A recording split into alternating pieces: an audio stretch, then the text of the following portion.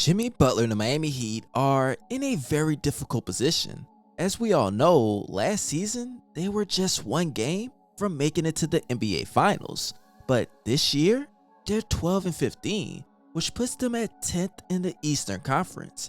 Now, I know what you guys would say, there's a lot of regular season left, but what is the goal for this Miami Heat team? Is it to make the playoffs or make it to the NBA Finals and win an NBA championship? If you're a true Heat fan, then we all know what the answer is. So while some trade restrictions will be lifted on December 15th, the Miami Heat have been getting a little bit of trade buzz, and they have been in rumors because of their poor play as of late.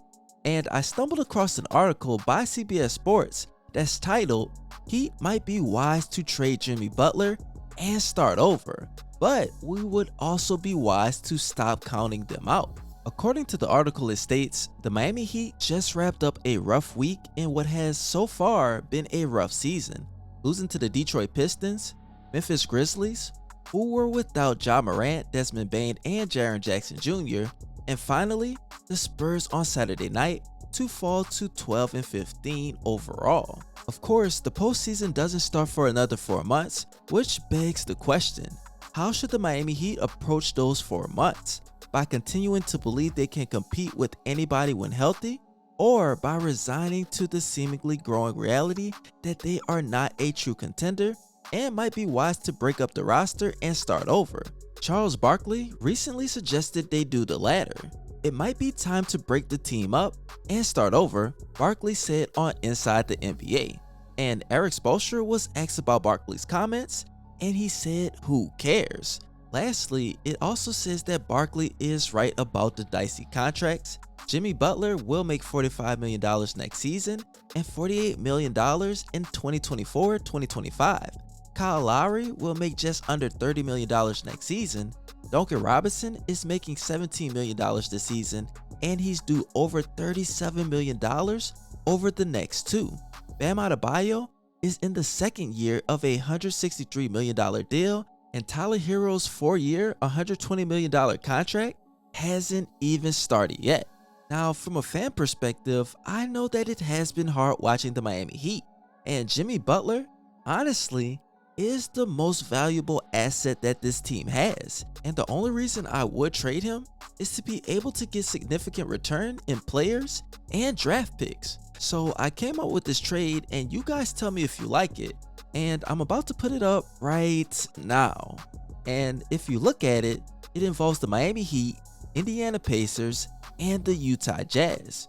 Now the Heat, they would receive Buddy Hield, Myles Turner, Jordan Clarkson, Talen Horton-Tucker, and Alexander Walker from the Utah Jazz. The Indiana Pacers receive Jimmy Butler, Rudy Gay, and Jarred Vanderbilt, and then the Utah Jazz will get Kyle Lowry, Daniel Dice, and Gabe Vincent from the Miami Heat. Now, the Indiana Pacers would have to dish out 2 first-round picks to the Miami Heat and 2 to the Utah Jazz, and maybe even 2 second-round picks would be involved to either team. And that's just the price of getting Jimmy Butler and Jarred Vanderbilt. This makes extreme sense for the Miami Heat because they'll be getting everything that they need. They'll be able to get Myles Turner, who can play alongside Bam Adebayo. Buddy Hield and Jordan Clarkson are 2 guys that can either start or give you a tremendous scoring punch off the bench. Then Alexander Walker and Talen Horton-Tucker will be reserves and add more depth to this Miami Heat roster. You still have Tyler Herro, you still have Victor Oladipo, and more importantly, Max Strus and Nikola Jovic, who will be able to give you some good quality minutes. Now, this makes sense for the Indiana Pacers. One, because you get Jimmy Buckets, a guy that is one of the best in PER in the league. He's an unselfish player. Then you'll be able to get Benedict Mathurin into the starting lineup alongside Tyrese Halliburton. They have bigs that can at least give you some good quality time in place of Myles Turner, and even Jarred Vanderbilt. He's a guy that's been averaging 8.4 points, 8 rebounds, and shooting almost 60% from the field and over 40% from the 3-point line. Now, he's not a tremendous shot blocker or anything, but he will be able to give you good quality minutes. And it also makes sense for the Utah Jazz because we know that they might not make it to the playoffs this season with their tough schedule coming up, even though they have been putting up a good fight.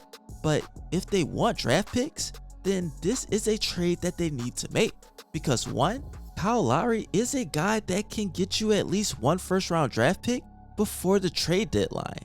Daniel Theis, he can at least get you some second rounders whenever he proves to be healthy. And that also goes for Gabe Vincent, who has been playing pretty well for the Miami Heat given the opportunities this year and last season. So you guys tell me what you think. Do you think that this is a good trade for the Miami Heat, Indiana Pacers, and even the Utah Jazz? And do you think that the Miami Heat should even consider trading Jimmy Buckets? Now, I also have a few more questions, but first, make sure you follow me on both of my Instagram pages and my Twitch channels. And I'm about to be posting this weekend, so it's something that you don't want to miss.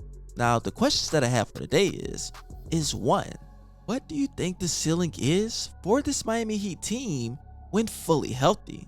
Do you think that they are a title contender? Or do you think that they're a first round, second round, or even third round exit? And in my opinion, when fully healthy, I believe that this Miami Heat can at least make it to the second round and put up a good fight. But there's just so many significant roster changes to a lot of the top seeds that I don't really know if they'll be able to make it that far this season. And I'm not counting them out because we know what they're capable of, but I'm just facing a little bit of the reality. Now, the second question that I have for today is if you had to trade for one or two players, what would those two players be to get the Miami Heat in title contention? And is there even a trade out there? And I'll leave that one up to you guys. And I also appreciate all you guys loving your support. And as always, this your boy Scotty Ice, aka Baby Brian. And you already know, I'm out.